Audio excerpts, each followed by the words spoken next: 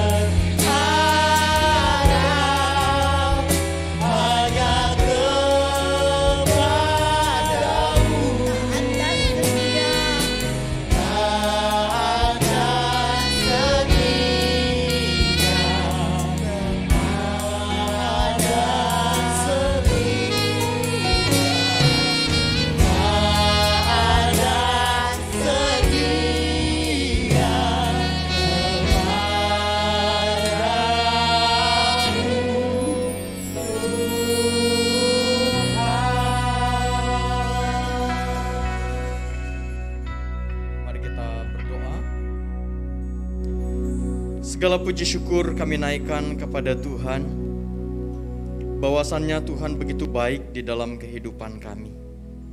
Tuhan masih memberikan napas kehidupan kepada kami. Tuhan masih memberikan kekuatan, kesehatan kepada kami. Bahkan terkhusus pada malam hari ini, Tuhan masih memberikan kesempatan kepada kami untuk kami boleh datang kepada Tuhan, untuk kami boleh beribadah kepada-Mu. Bapa, kami sadar siapakah kami sesungguhnya di hadapan Tuhan. Kami adalah manusia biasa yang penuh dengan segala kelemahan, keterbatasan, bahkan ada banyak pelanggaran yang kami lakukan di dalam kehidupan kami, yang seringkali mendukakan hati Tuhan. Oleh sebab itu Tuhan, di kesempatan ini kami mau mengakui dan merendahkan hati kami di hadapan Tuhan. Ampunilah akan segala kesalahan dan dosa-dosa kami, sehingga setiap kami yang hadir pada malam hari ini boleh senantiasa layak dan berkenan di hadapan Tuhan. Sehingga ketika kami memuji Tuhan, pujian yang kami naikkan boleh menjadi persembahan yang harum di hadapan Tuhan. Terima kasih Bapa, berkatilah ibadah kami pada malam hari ini. Kiranya Tuhan yang memimpin, sehingga ibadah ini dapat berjalan dengan baik dari awal sampai akhir. Sehingga di dalam ibadah ini sungguh nama Tuhan dipermuliakan. Dan setiap kami yang hadir pada malam hari ini juga boleh diberkati oleh Tuhan. Terima kasih Bapa, ini doa kami. Dalam nama Tuhan Yesus kami berdoa dan mengucap syukur. Amin. Sekali lagi saya ingin mendengar shalom semuanya.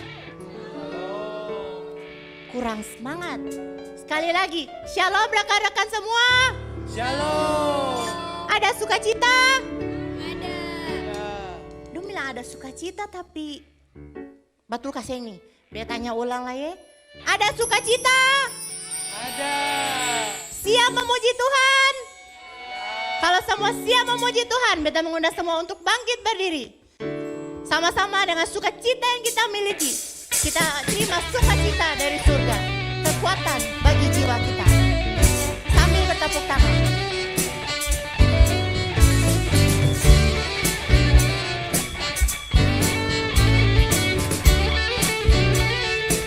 Terima sukacita surga. Terima sukacita surga, itulah kekuatan bagi jiwa. Dapat rasakan kasih-Nya di tengah badai yang bergelora. Terima sukacita surga. Terima sukacita surga, itulah kekuatan bagi jiwa. Dapat saksikan kuasa-Nya taklukan badai yang bergelora. Haleluya, haleluya. Kau ada dalam hatiku, Takkan patah semangatku, takkan patah semangat, takkan hilang kekuatanku. takkan hilang kekuatanku. Haleluya, ku mau bersorak bagimu, sukacita surga dalam berbunyiku.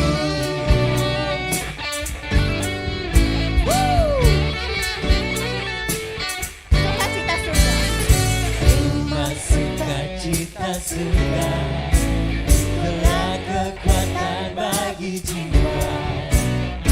Dapat rasakan kasih-Nya di tengah badai yang bergelora. Terima sukacita. Terima sukacita surga, itulah kekuatan bagi jiwa. Dapat rasakan kasih-Nya taklukan badai yang bergelora. Angkat tangannya, katakan haleluya. Kau ada dalam hatiku,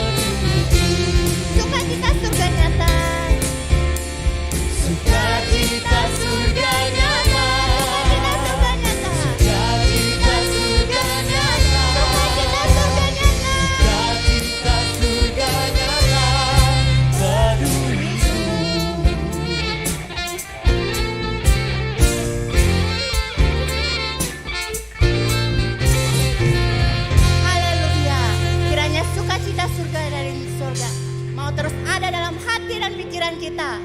Semua masih semangat untuk memuji Tuhan? Semangat. Su capek kapan nih? Dong baru terima sukacita surga nih, harusnya dong tambah semangat. Sekali lagi, semua masih siap untuk memuji Tuhan? Masih. Kalau masih siap, mari sama-sama kita puji Tuhan kita, kita menyanyikan lagu Hatiku Percaya.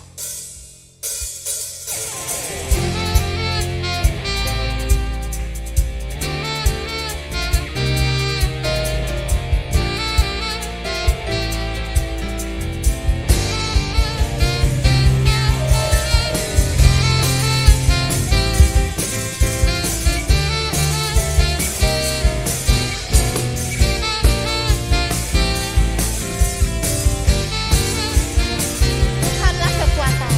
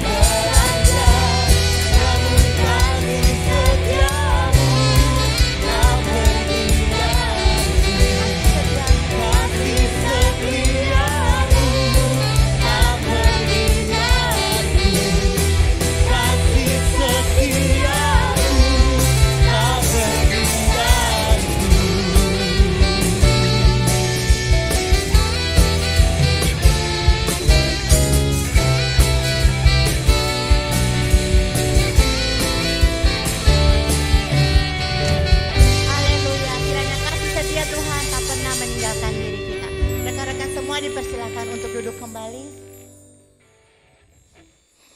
Rekan-rekan sekalian, saya yakin kedatangan kita di sini itu adalah sebuah pertanda bahwa selain kita ingin memuji dan memuliakan Tuhan kita juga rindu untuk mau mendengarkan firman Tuhan.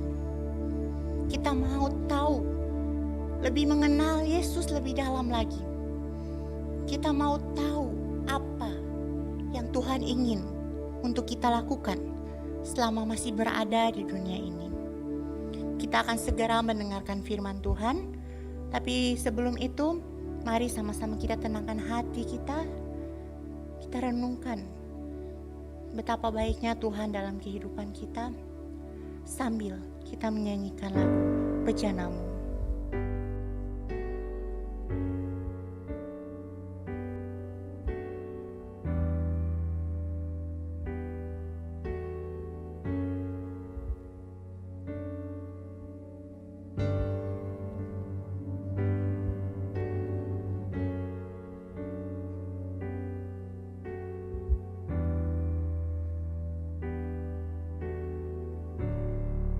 Kekuatan di jiwa.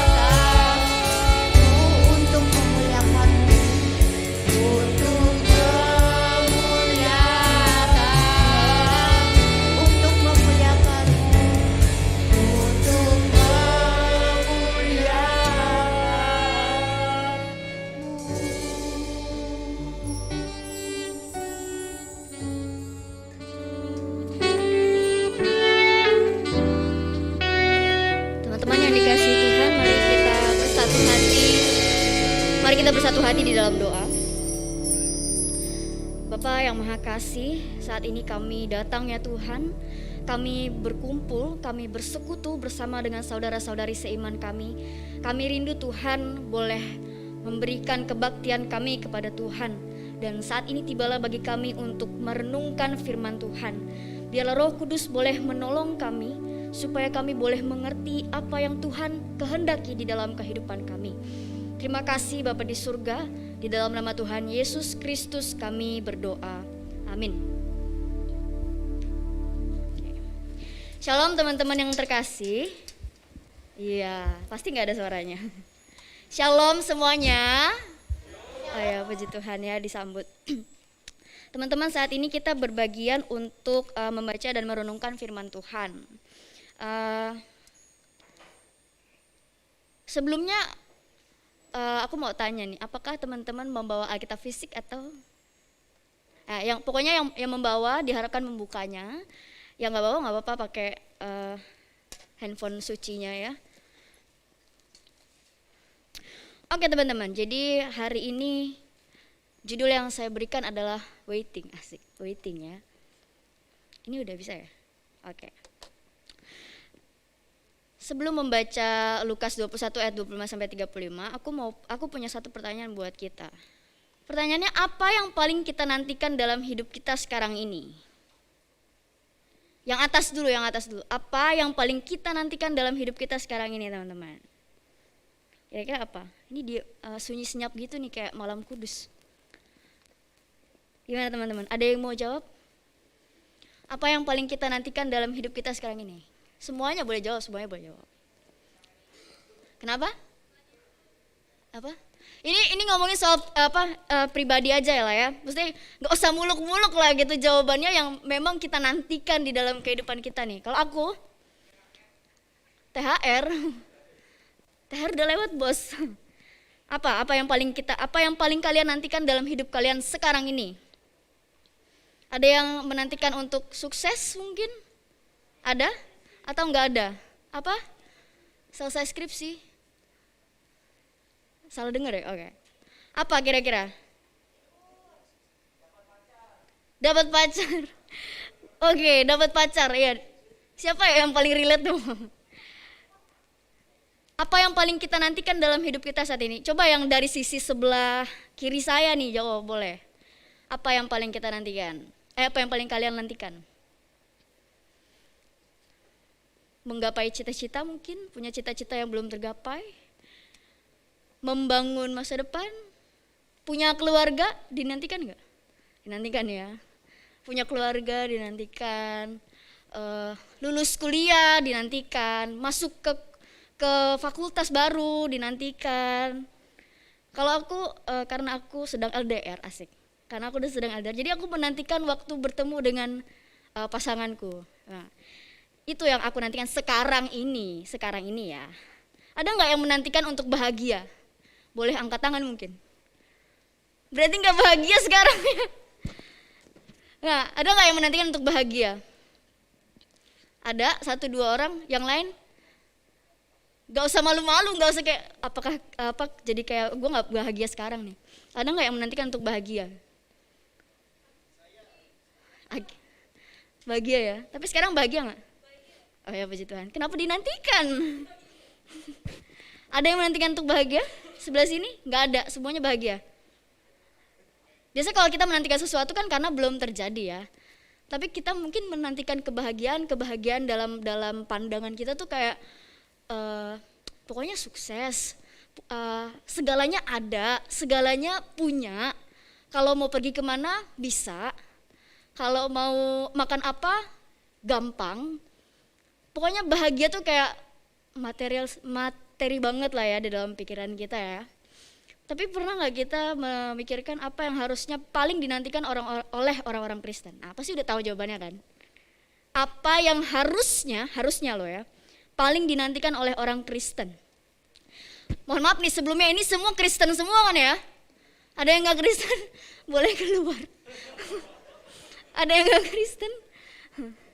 Tapi nggak apa-apa. Maksudnya semua yang mendengar firman Tuhan di sini adalah orang-orang yang percaya pada Kristus. Nah, Jadi apa yang harusnya paling dinantikan oleh orang-orang Kristen?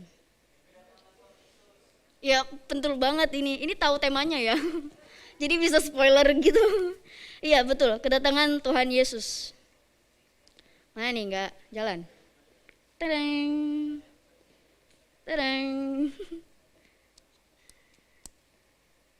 Sorry. Oke. Kedatangan Tuhan Yesus tapi yang kedua ya teman-teman. Tuhan Yesus datang 2 kali ke dunia ini. Yang pertama waktu kelahirannya dan yang kedua belum. Atau kita sering sebutnya itu second coming atau parousia. Nah teman-teman, untuk mendasari perenungan firman kita pada hari ini, saya mau ajak kita membuka kitab Injil Lukas.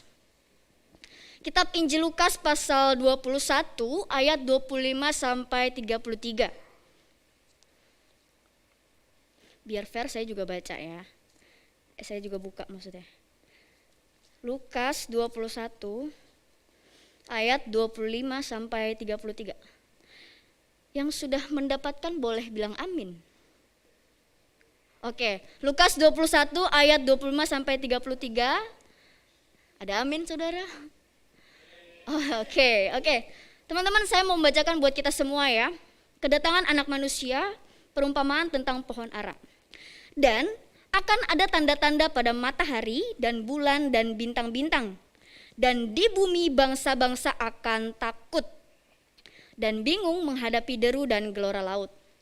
Orang akan mati ketakutan karena kecemasan berhubung dengan segala apa yang menimpa bumi ini. Sebab kuasa-kuasa langit akan goncang. Pada waktu itu orang akan melihat anak manusia datang dalam awan dengan segala kekuasaan dan kemuliaannya. Apabila semuanya itu mulai terjadi, bangkitlah dan angkatlah mukamu, sebab penyelamatanmu sudah dekat. Lalu Yesus mengatakan perumpamaan ini kepada mereka. Perhatikanlah pohon ara atau pohon apa saja. Apabila kamu melihat pohon-pohon itu sudah bertunas, kamu tahu dengan sendirinya bahwa musim panas sudah dekat. Demikian juga jika kamu melihat hal-hal itu terjadi, ketahuilah bahwa kerajaan Allah sudah dekat. Aku berkata kepadamu, sesungguhnya angkatan ini tidak akan berlalu sebelum semuanya terjadi. Langit dan bumi akan berlalu, tetapi perkataanku tidak akan berlalu. Demikian firman Tuhan. Teman-teman yang dikasihi Tuhan, kita ini kan disebut orang-orang yang beriman ya. Setuju? Gak ada yang nganggu kok. Setuju, terima kasih ya udah respons, terima kasih. Kita ini kan disebut orang-orang yang beriman. Kita beriman kepada Tuhan Yesus Kristus yang turun ke dunia, menjelma jadi manusia, melakukan berbagai mujizat dan mati dan kemudian bangkit serta naik ke sorga. Itu cerita sekolah minggu tuh ya, semuanya pasti tahu. Nah, kedatangan Tuhan Yesus yang pertama ke dunia ini sudah nggak perlu dipertanyakan lagi ya teman-teman, karena itu sudah terbukti benar gitu. Bahkan kelahirannya Tuhan Yesus pun itu dipakai jadi titik hitungan kalender Masehi ya, Mesiah gitu. Nah kemudian setelah Tuhan Yesus naik ke sorga, kita masuk nih sekarang dalam masa penantian ya, makanya tadi tulisannya waiting, asik. Masa penantian, yaitu masa penantian akan kedatangan Tuhan Yesus yang kedua. Nah inilah yang harusnya dinanti-nantikan oleh kita orang-orang Kristen. Kenapa? Nanti ada jawabannya. Nah teman-teman yang dikasihi Tuhan, Kisah Para Rasul 1 ayat 9, di situ tercatat malaikat bilang waktu itu kepada orang-orang Galilea ya, para rasul-rasul, malaikat bilang begini, hai orang-orang Galilea, mengapakah kamu berdiri melihat ke langit? Yesus ini yang terangkat ke sorga meninggalkan kamu akan datang kembali dengan cara yang sama seperti kamu melihat dia naik ke sorga. Nah, jadi di situ malaikat memberitahu kita nanti Tuhan Yesus akan datang untuk yang kedua kalinya. Dan dengan cara yang sama. Waktu Tuhan Yesus naik ke sorga, ia terangkat ke langit, kemudian dilingkupi oleh awan sampai nggak kelihatan lagi. Nah, nanti waktu ia kembali, Lukas 21 ayat 27 yang tadi kita sudah baca mencatat, pada waktu itu orang akan melihat anak manusia datang dalam awan dengan segala kekuasaan dan kemuliaannya. Nah teman-teman, memang setelah hari kenaikan Tuhan Yesus itu jadi hari di mana setiap orang percaya melakukan bagiannya. melakukan bagiannya di dunia ini, yaitu apa? Menyebarkan dan memberitakan kabar baik. Aduh, ini pasti udah konsep yang sangat biasa banget teman-teman dengar gitu ya. Teman-teman pasti udah tahu. Cuma dihidupi atau enggak itu yang enggak tahu ya. Nah, kata Tuhan kepada rasul-rasulnya saat itu, pergilah, jadikanlah semua bangsa muridku. Saya kutip dari Amanat Agung, tapi cuma kalimat atas aja ya. Jadi perintahnya adalah pergilah, jadikanlah semua bangsa muridku. Nah, perintah ini kan kita kenal sebagai amanat agung. Nah, jadi memang dalam masa penantian ini, kita nih semua lagi dalam masa penantian ya. Penantian Tuhan Yesus Kristus. Nah, dalam masa penantian ini Tuhan itu sebenarnya mau kita melakukan amanat agung. Amanat agung. Nah, sekarang masalahnya, sampai kapan nih kita harus menantikan Tuhan? Sampai kapan? Sampai kapan?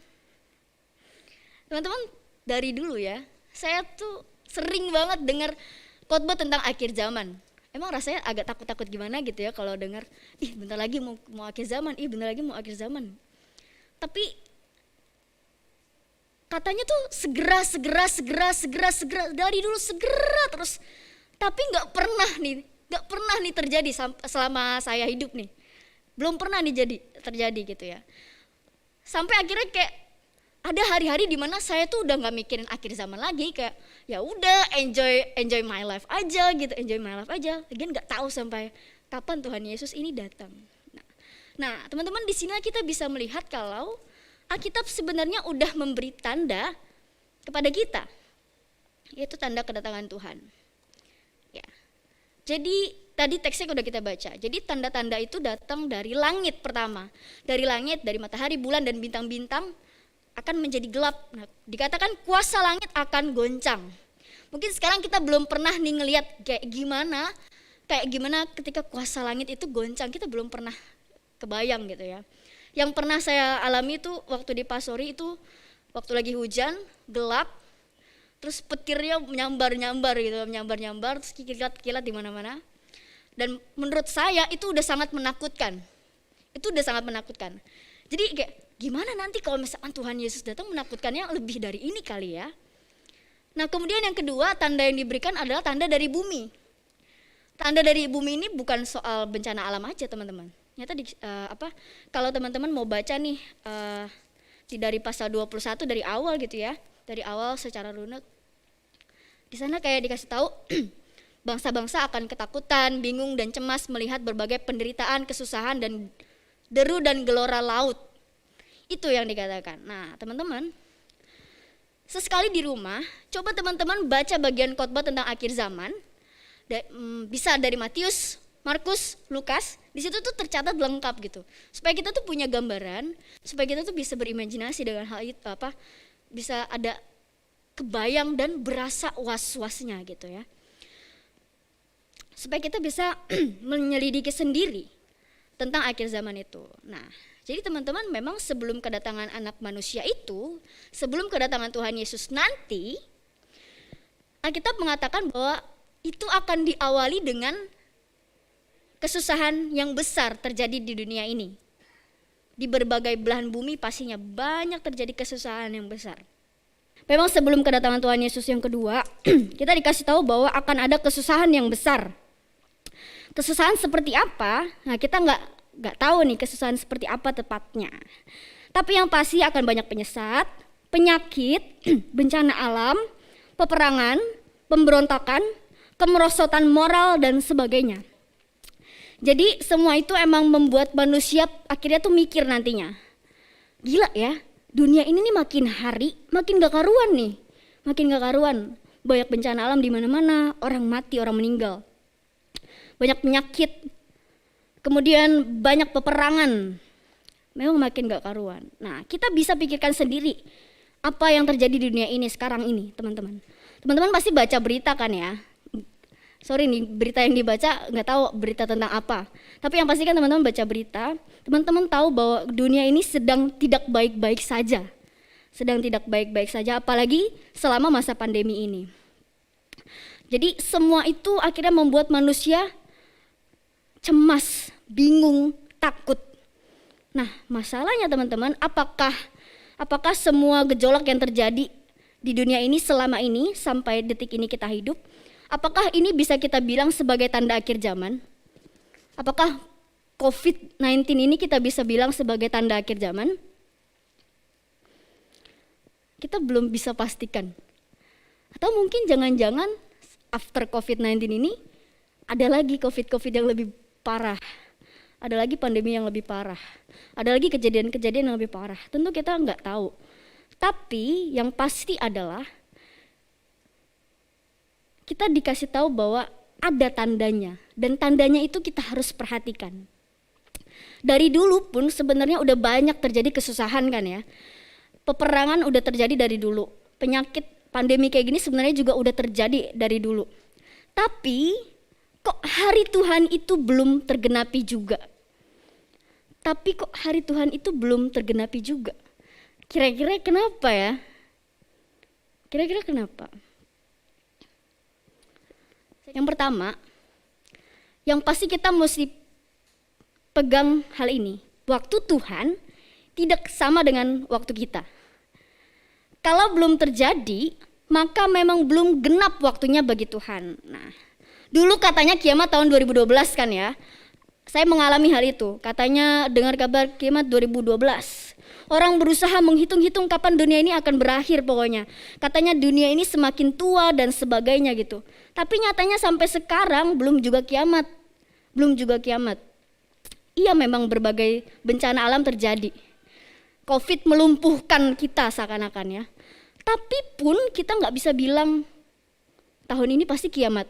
Kita nggak bisa bilang kayak gitu kan ya. Jadi sepintar apapun manusia, sepintar apapun teknologi, tetap pada akhirnya nggak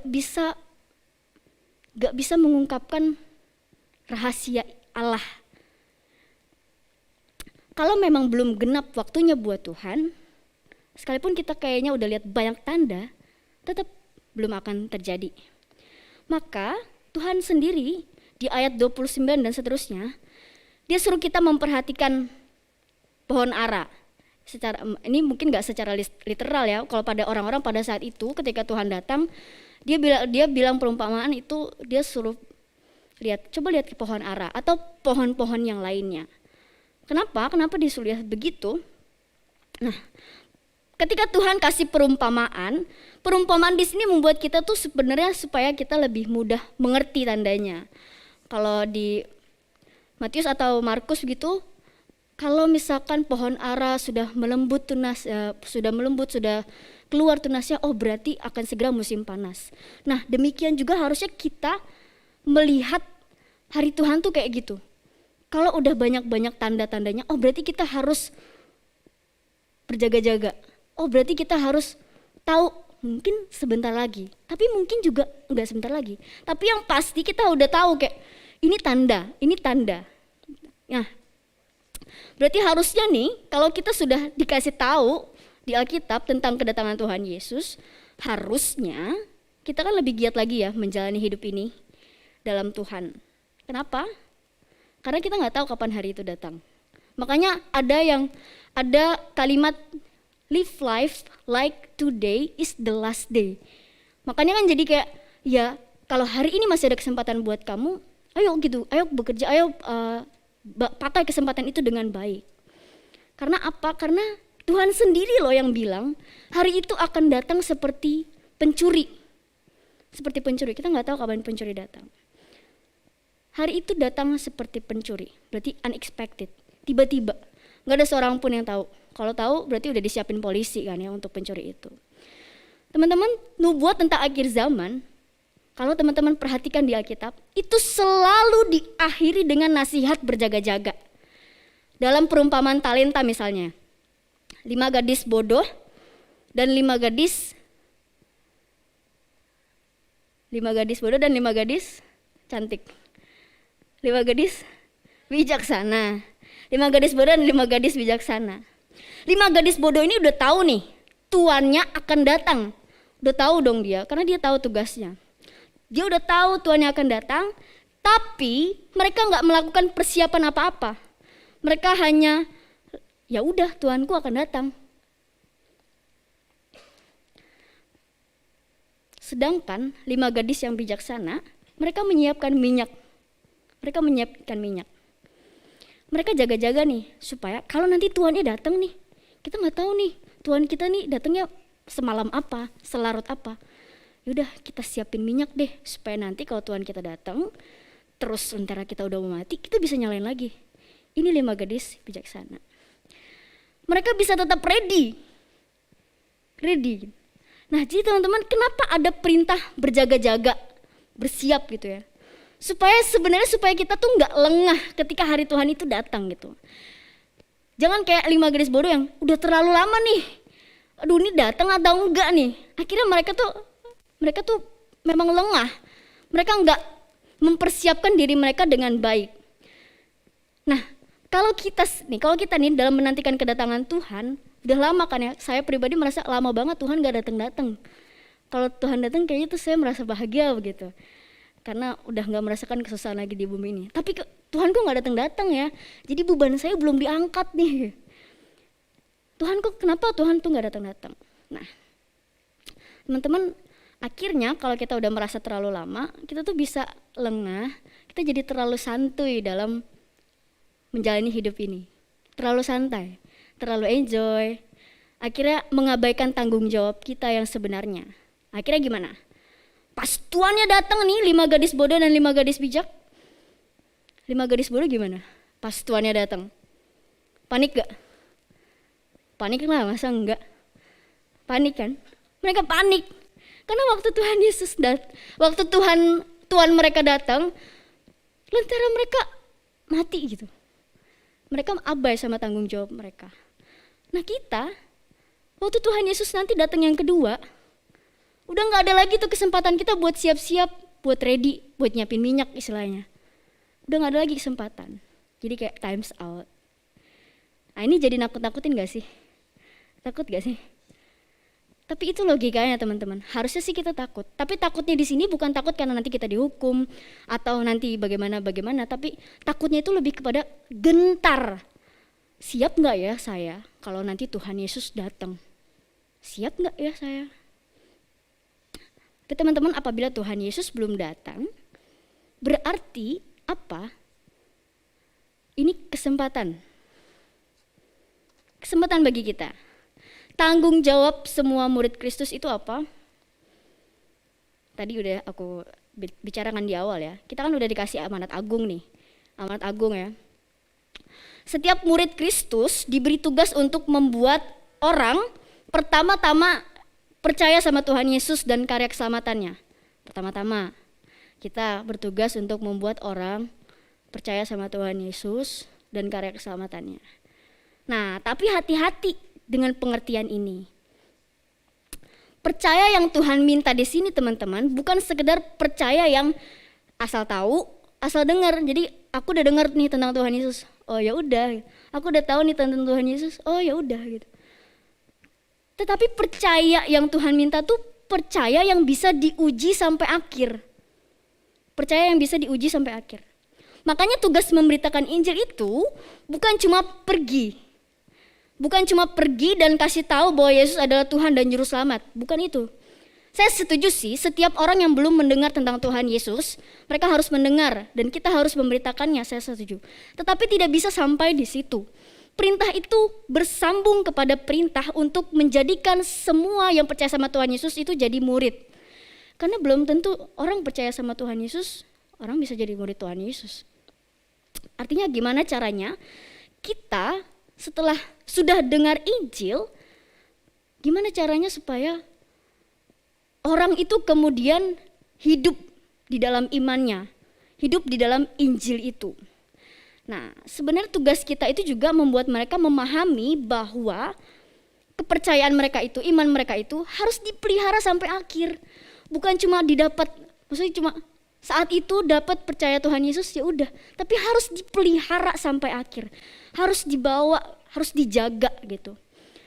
Supaya mereka pada akhirnya nanti Tuhan Yesus datang, mereka enggak setia ternyata. Jadi ada satu perintah untuk memelihara iman. Nah ini termasuk tugas kita, makanya kenapa ada komunitas kan ya teman-teman. Kita kan gak hidup secara pribadi. aku menginjili kamu, kamu menginjili dia, terus kemudian ya udah cuma sekedar kasih tahu aja Tuhan Yesus itu Tuhan dan Juru Selamat. Tapi ada komunitas yang dimana di komunitas itu kita bertumbuh bersama-sama gitu, saling menguatkan, saling menopang. Itu kan salah satu bentuk, salah satu cara untuk kita memelihara iman kan. Jadi ada tanggung jawab di dalam komunitas, bukan hanya kita sendiri yang selamat. Dulu teman-teman, saya lupa kasih gambarnya. Jadi waktu 7 tahun lalu sebelum saya masuk STT, jadi ada dosen STT yang dia tuh kasih gambar seorang anak kecil yang kelaparan dengan burung nasar di belakangnya. Nggak tahu ya teman-teman pernah lihat atau enggak. Jadi seorang anak kecil yang meringkuk kelaparan, kemudian nggak jauh di belakangnya itu ada burung nasar. Waktu itu ilustrasi yang diberikan gini, sang fotografer itu pada akhirnya dia bunuh diri. Karena apa? Karena banyak kecaman. Kenapa kok lu malah foto doang gitu? Harusnya lu tolong anak itu, bukan lu foto. Gitu. Akhirnya ya singkat cerita dia dapat banyak kecaman gitu ya.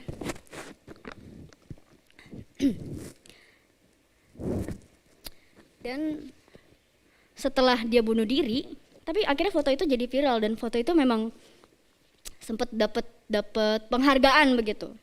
Nah, waktu dikasih gambar itu, saya nih duduk paling belakang gereja di balkon atas gitu. Dulu gereja saya kayak di gereja sini juga gitu kan. Ada balkon atas, nah duduk di paling belakang. Foto itu benar-benar terlihat jelas depan mata gitu ya, depan mata. Waktu ngeliat itu, dosen saya itu bilang kayak, kita ini nggak akan kayak harusnya kan nggak membiarkan orang yang dalam keadaan sekarat, nggak cuma kita liatin doang, pasti kan kita harus tolong. Nah, kemudian dosen itu ngomong soal pengangkatan, ketika Tuhan Yesus datang, kita orang percaya akan diangkat.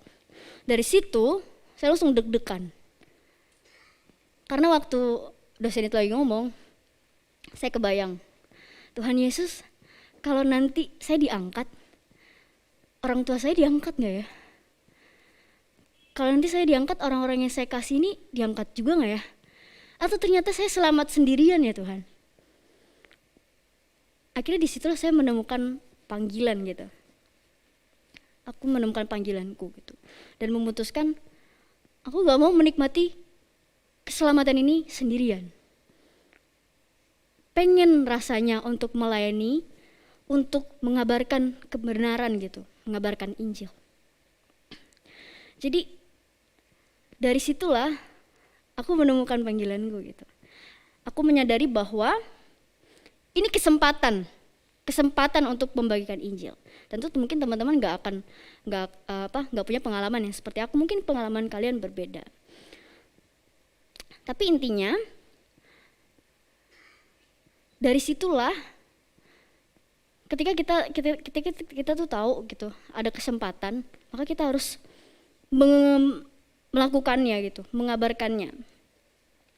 Nah, kemudian tadi bicara soal memelihara iman di dalam komunitas. Teman-teman kan tadi aku udah bilang ya, maksudnya komunitas itu adalah tempat supaya kita saling bertumbuh, saling menopang satu dengan yang lain. Supaya kalau ada teman kita yang lemah imannya, kita kuatkan. Supaya nanti ketika Tuhan Yesus datang yang kedua kalinya, ibaratnya itu kita nggak terangkat kesendirian gitu. Kita sama teman-teman kita, misalnya di komisi pemuda itu, sama-sama punya iman yang kuat, yang bisa bertahan sampai akhir. Memang sih ini urusan pribadi kita dengan Tuhan. Iman kan soal saya dengan Tuhan. Iya, tapi itulah kenapa ada komunitas, supaya kita tuh saling menopang satu dengan yang lain, saling menguatkan. Ya kira-kira supaya itulah, supaya kita tuh gak selamat sendirian loh teman-teman. Kita harus tolong teman-teman kita. Kita harus tolong orang-orang yang belum kenal Tuhan. Itu tugas kita sebagai murid Tuhan Yesus. Nah, seorang murid Tuhan Yesus itu bukan soal seberapa sering nih kita datang ke gereja, atau sekarang seberapa sering nih kita ikut persekutuan lewat Zoom. Bukan soal seberapa sering nih saya melayani Tuhan datang ke gereja. Itu semua respons orang-orang yang mencintai Tuhan.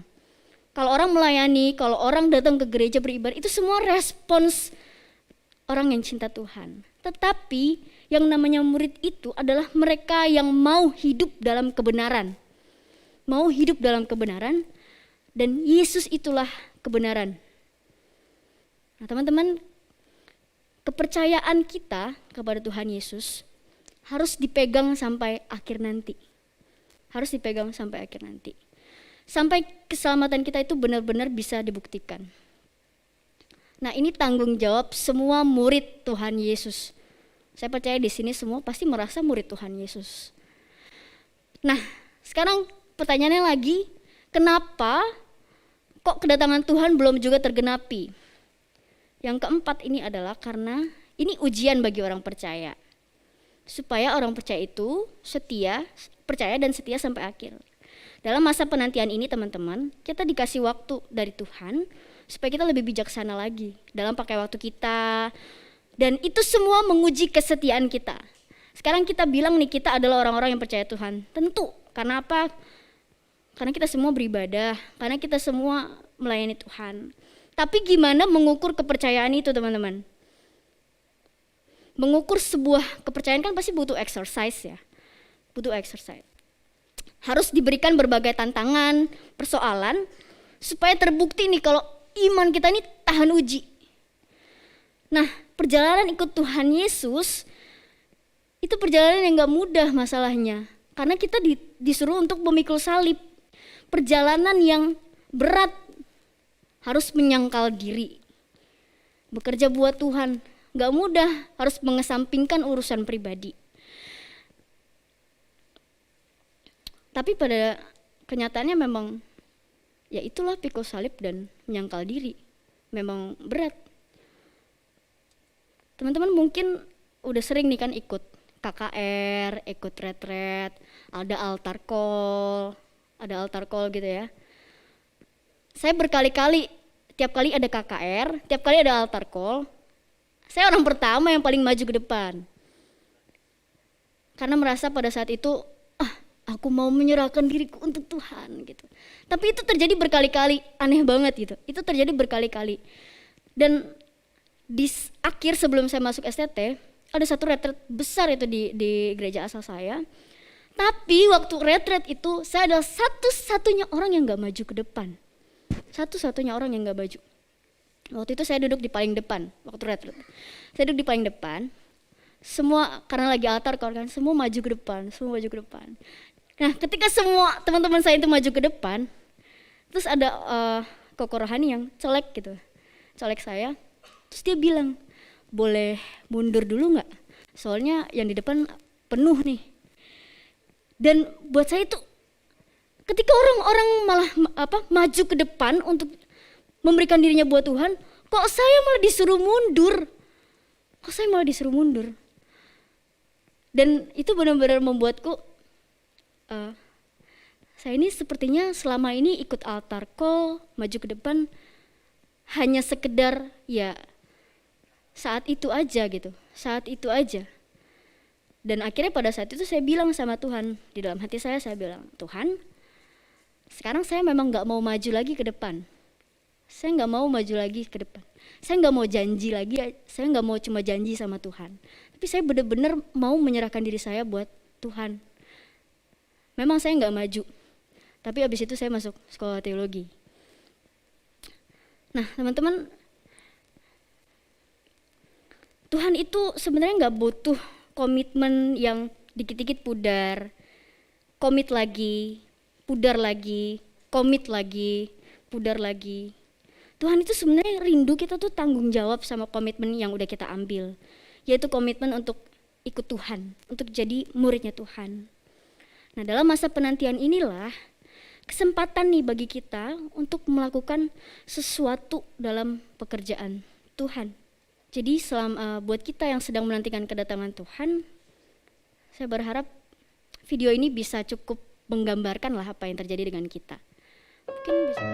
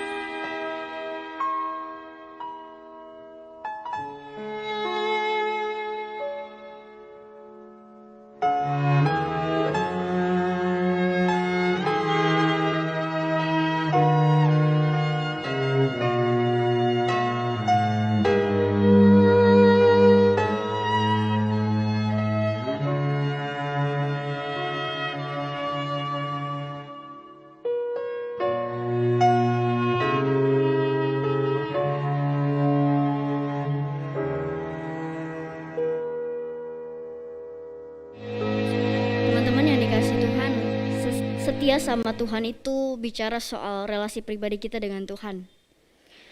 Ingat, spiritualitas kita itu nggak bisa nebeng.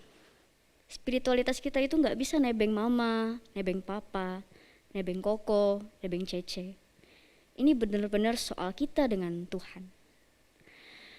Jadi teman-teman yang terkasih, pada akhirnya realitas tentang kedatangan Tuhan Yesus yang kedua harusnya membuat kita itu berefleksi. Apakah saya bisa setia sampai akhir? Apakah saya layak mendapat mahkota kehidupan nanti? Biarlah lewat lagu yang akan kita nyanyikan bersama ini boleh menjadi ungkapan hati kita kepada Tuhan, boleh mewakili rekomitmen kita kepada Tuhan untuk hidup baginya. Kita akan nyanyikan lagu Mahkota Kehidupan.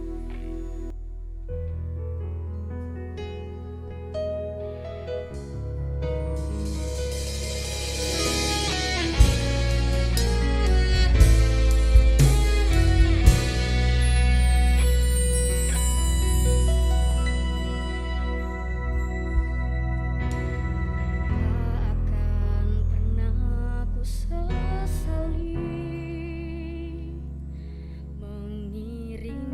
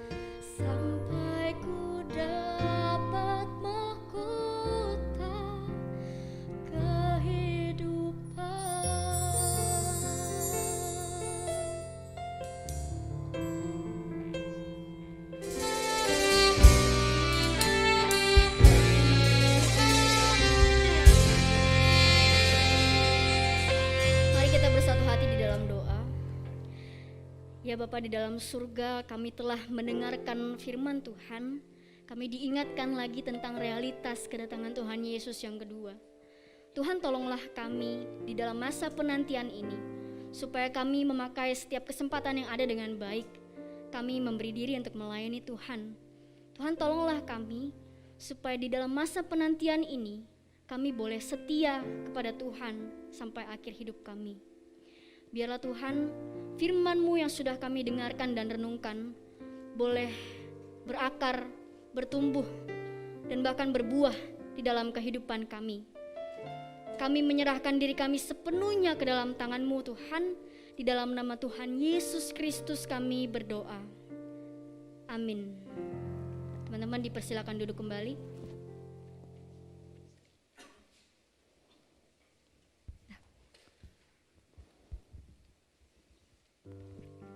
41 tahun Tuhan sudah menyertai komisi ini. 41 tahun juga Tuhan terus nyatakan penyertaan-Nya kepada para pemuda-pemudi di tempat ini. Dimulai dari semangat dan gerakan dari para pemuda-pemudi. Terlebih lagi kontribusi mereka di tengah-tengah Gereja Kristen Kalam Kudus Ambon ini. Biarlah semangat yang mereka kobarkan tetap ada bagi setiap kita, para pemuda, para pemudi yang ada di Gereja Kristen Kalam Kudus Ambon ini. Selamat ulang tahun untuk Komisi Pemuda Gereja Kristen Kalam Kudus Ambon yang ke-41. Happy birthday, happy birthday, happy birthday to you.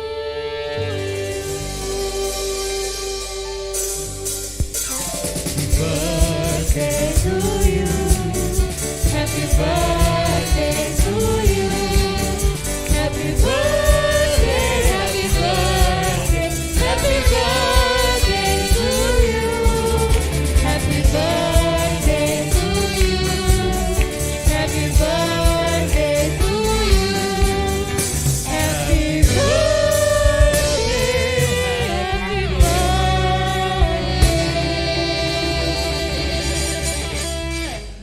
happy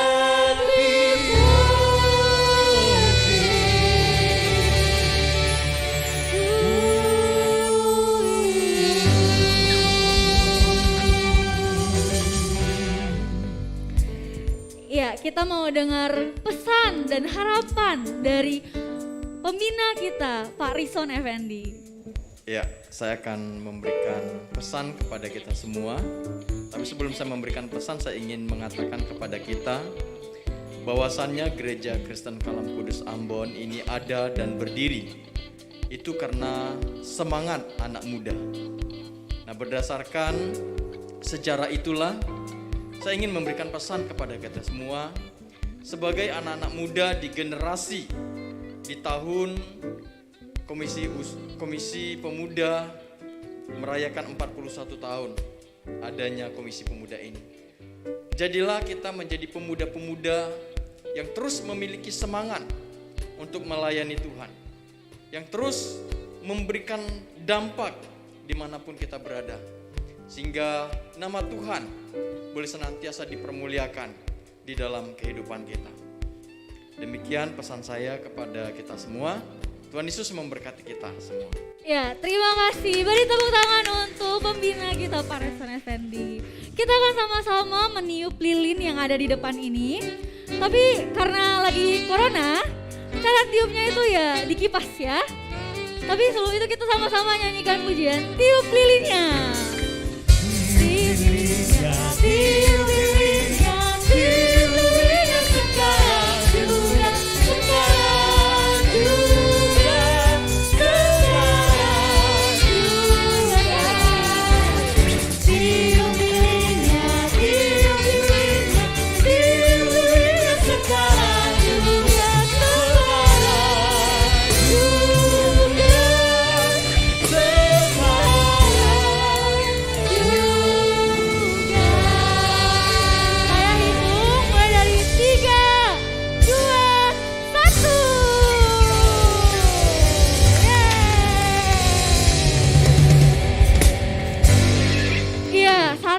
udah mendengarkan tadi dari pembina. Sekarang kita udah mau mendengarkan ucapan terima kasih yang akan diberikan oleh BPH yang akan diwakili oleh ketua. Ya, selamat malam teman-teman semua. Ini kasih Tuhan. Saya mewakili Badan Pengurus Pemuda ingin mengucapkan terima kasih. Ada beberapa daftar di sini.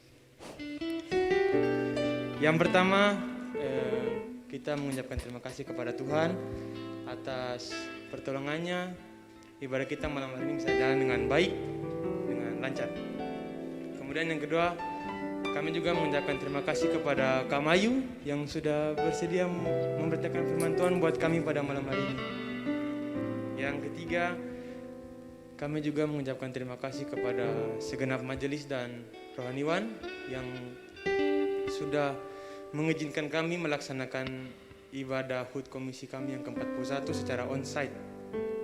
Kemudian kami juga mengucapkan terima kasih kepada majelis penghubung yang sudah selalu senantiasa mensupport kami.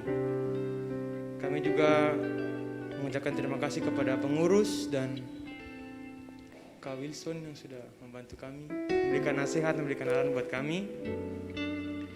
Kami juga mengucapkan terima kasih kepada Ko Kaleb yang sudah boleh membantu dekor panggung ini. Dari yang awalnya kosong hingga seperti ini yang teman-teman boleh lihat. Kemudian kami juga mengucapkan terima kasih kepada Amacu, kalau Amacu nonton nanti sudah membantu menyiapkan konsumsi buat kita, buat teman-teman semua, buat sebentar malam. Kami juga mengucapkan terima kasih kepada Kohari dan Aiface yang selama proses kita persiapan latihan Terus selalu ada senantiasa hadir menemani kami dan memberikan saran-saran kepada kami. Kami juga mengucapkan terima kasih kepada tim PAW. Ada Kolen, Alen, Ko Daniel, terus ada yang di piano, Ko Eldad, Kakak Epen, ada Bro Surya, ini Bro Joshua sama ini Bro Arba. Kemudian kami juga ucapkan terima kasih kepada Ko Adrian, Jody sama Ko Ferry yang sudah jadi kameramen dan multimedia. Saya rasa itu dari saya, terima kasih. terima kasih. Kami mempersilakan untuk Parison menutup kita dalam doa. Mari kita berdoa. Tidak hentinya kami ucapkan bersyukur kepada Tuhan.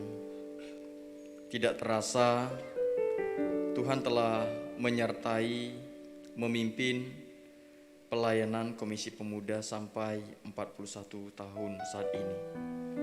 Kami bersyukur Tuhan adanya Komisi Pemuda di Gereja Kristen Kalam Kudus Ambon.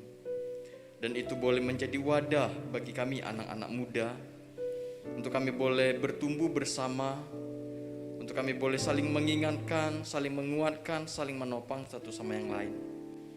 Sehingga kami boleh menjadi anak-anak muda yang kuat di dalam iman, yang bertumbuh di dalam kerohanian, bahkan boleh membuat kami aktif terlibat di dalam pekerjaan dan pelayanan Tuhan. Kami berdoa menyerahkan untuk secara khusus Komisi Pemuda di Gereja Kristen Kalam Kudus Ambon. Berkatilah komisi ini ya Bapa, supaya tetap terus berjalan di dalam naungan dan kasih Tuhan saja. Sehingga di dalam Komisi Pemuda hanya nama Tuhan dipermuliakan. Dan setiap kami orang-orang yang tergabung di dalamnya boleh merasakan dampaknya. Kami berdoa menyerahkan untuk para pengurus yang Tuhan percayakan saat ini untuk menjadi pengurus Komisi Pemuda. Berkati mereka Tuhan di masa muda mereka, kuatkan mereka di dalam panggilan mereka, mampukan mereka di dalam menunaikan tugas dan tanggung jawab yang Tuhan boleh percayakan kepada mereka. Dan kami juga berdoa menyerahkan setiap kami, anak-anak muda yang tergabung di dalam Komisi Pemuda Gereja Kristen Kalam Kudus Ambon saat ini.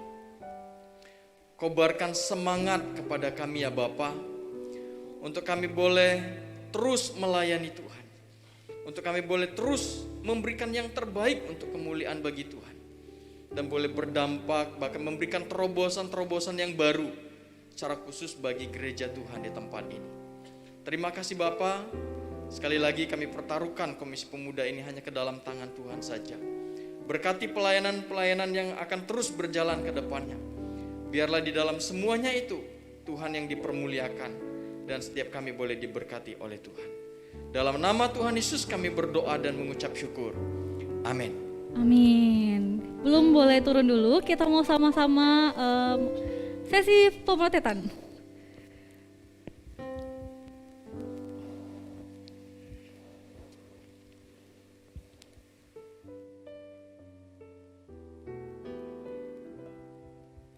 Oke, terima kasih. Belum boleh turun dulu.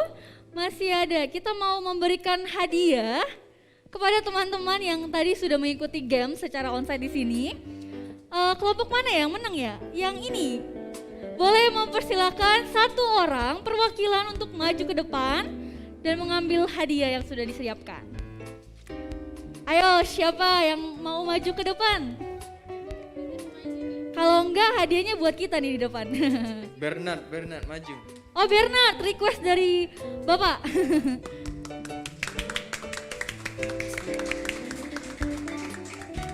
Oh, hadiahnya akan diberikan oleh Ketua Komisi Pemuda.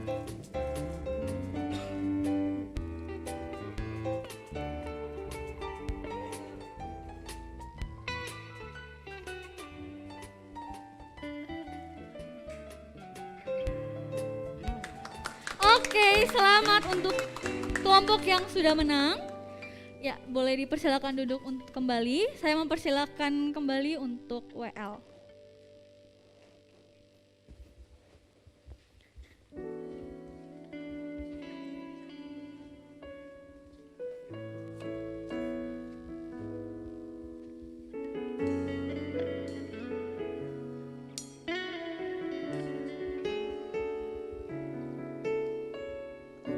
Tahun sudah kita lewati bersama dengan Tuhan.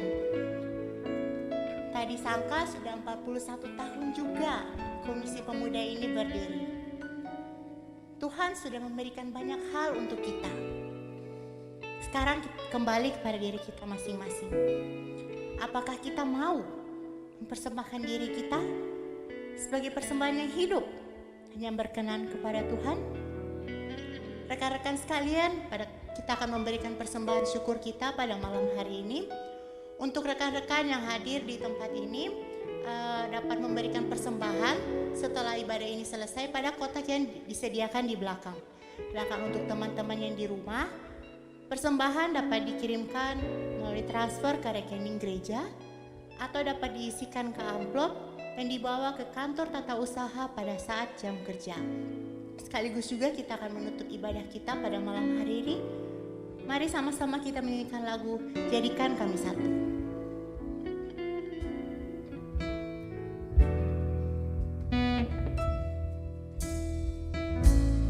Kami rendahkan diri di hadapan-Mu,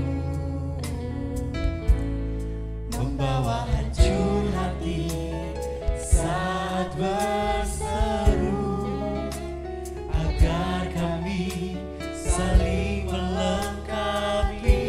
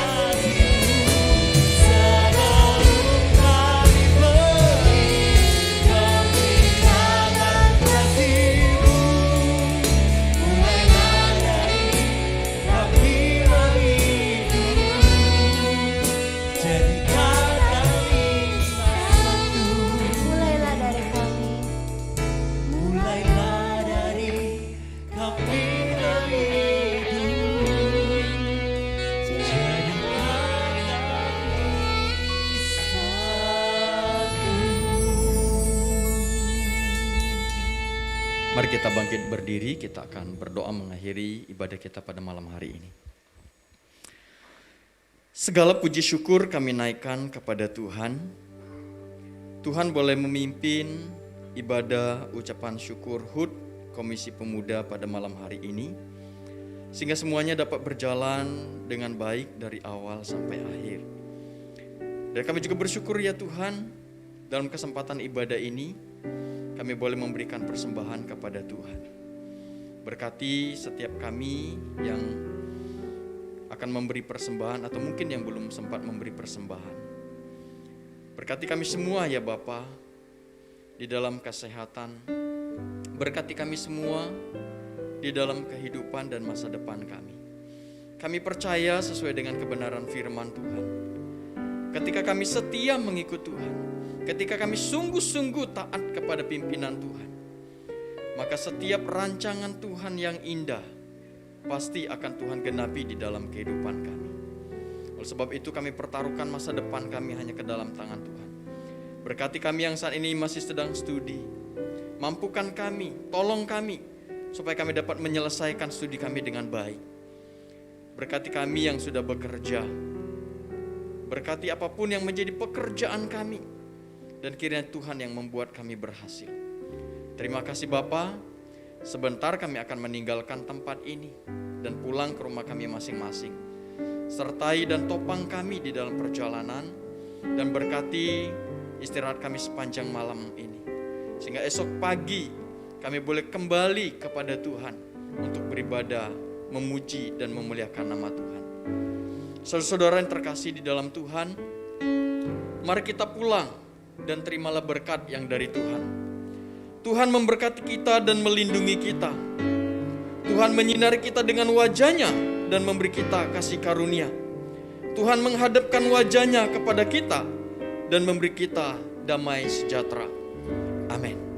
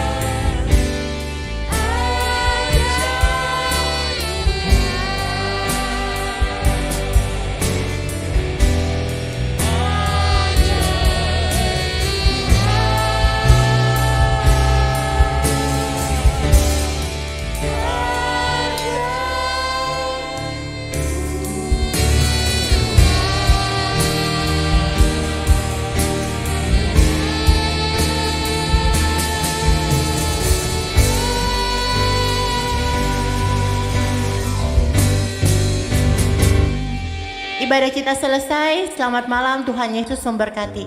Rekan-rekan dipersilahkan duduk, waktu saat teduh dipersilahkan.